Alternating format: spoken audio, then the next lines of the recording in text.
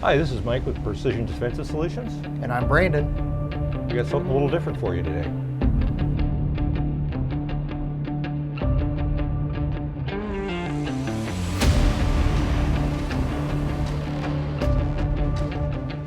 I wanted to share a little project I've been working on with y'all today. It's actually part of a bigger project, my home defense project, or my home defense plan. I've been working on setting up my home defense shotgun.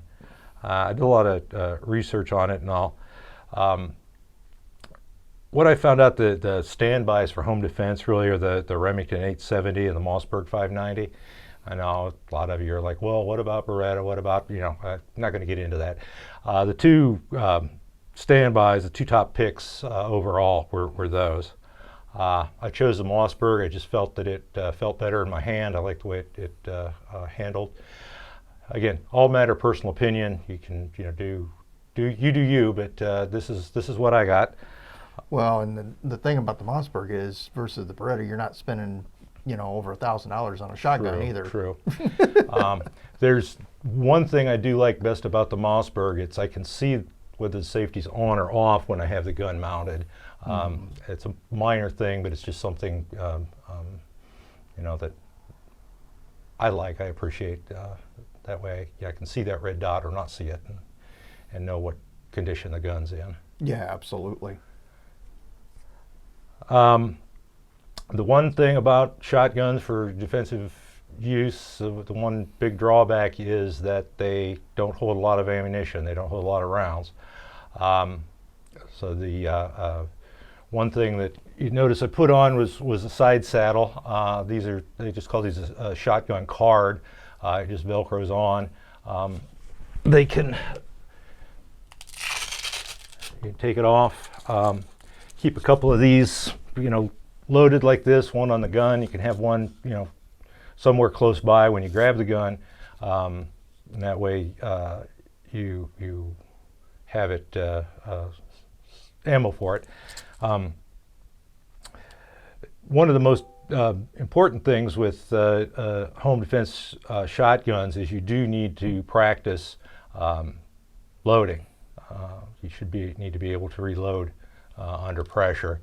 And we're big advocates of dry fire. That's one of the things with the shotgun.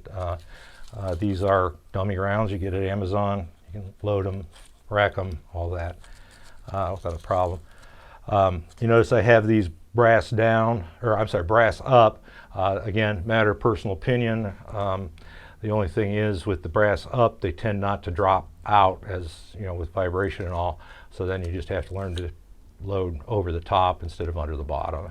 And again, it's just practice. Yeah, it really is. I mean, I haven't really done a lot from the shotgun. When I have done it, I've always gone underneath, but that was always one of the concerns that I had, because even in dry fire practice, I would grab it and pull it out and end up dropping it just from pushing it out. So I could see how vibration could knock those out. Right. The other thing is, apparently I've not had this very long. I guess the elastic does tend to wear on them, but they're like $10 for two on Amazon. So, just get some. I have one on the gun, as you see. I have one that I keep with the gun where I store the gun, so I can pick that up when I pick up the gun. And the rest of them I just leave, and when those two wear out, I'll throw them away and get new ones. So one of the things that I'm looking at this thing and I'm going, this is not, Grandpa's shotgun. No. By any stretch. I mean, you got a red dot on a shotgun. Let's talk about that red dot a little bit. Well, we all know red dot is life. Right. Yep. But it makes target acquisition so much easier. It's your target focused instead of sight focused, and it works real well. You'll see we've got some video coming up of me shooting, and you'll see what kind of pattern I get toward the end. That's what I just the red dot is life. I wasn't sure with the elevation on this. I I have to get more of a chin weld than a cheek weld, but it works for me. It's much more comfortable, and of course the one nice thing that I did discover is that if it should fail, you've still got your bead and rear sight to do it. So. Well, and that's one of the things, depending on how you're using it, whether you shoulder the gun, whether you bring the shotgun up over your shoulder and do it that way, which I know some people say, well, you can't shoot a shotgun off the top of your shoulder. And I think a good push-pull technique, Yeah, you can good push. absolutely. Yeah, definitely need to work on the push-pull technique. That's something that I was introduced to fairly recently here, and it makes a huge difference. Yeah, it's, and if you guys don't know what a push-pull is, it's almost like tearing the gun apart. Right, yeah. It's, you know, Yeah. you're literally pushing out and pulling back. But it does mitigate a lot of the recoil. Because, I mean, let's face it, shotguns have attitude. They do. They're monsters. Yeah. So, going back to you picking this Mossberg, now I don't know, we haven't talked a lot about the gun.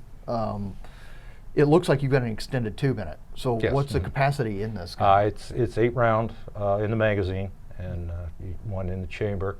I keep it stored, ready for use, what they call cruiser ready or closet ready. It's full magazine, empty chamber, and safety on, which brings me to something else I wanted to point out about the pump. Again, personal preference, I like the pump. I just feel more comfortable knowing whether I've got control or whether it's going to whether it's going to semi-auto cycle or not. But I want to dispel a myth that the sound of the pump racking will scare somebody away. That's no way to think. The chamber's empty. Where I have it stored, the chamber's empty. If I felt the need to use it, the first thing I would do was chamber that round. I would go ahead and rack that round. Whether the person can hear it or not, that's irrelevant to me. There's some people say, oh, there's a drawback of well, they know where you are. Well, my plan first off is if there's somebody in the house, is I'm going to yell, get out of my house. I've called and have 911 on the way. This again, firearms always the last resort. If the fact that I'm in the house and the police are on the way doesn't scare them out, well, then this is what the backup is. Yeah, because I mean, the police can't always get there in time. Right. And it's, but you're right. So many people say, yeah, rack that shotgun, it will scare them away. Yeah. And no, I mean, it's unfortunate. Criminals are not afraid of the gun anymore. Right.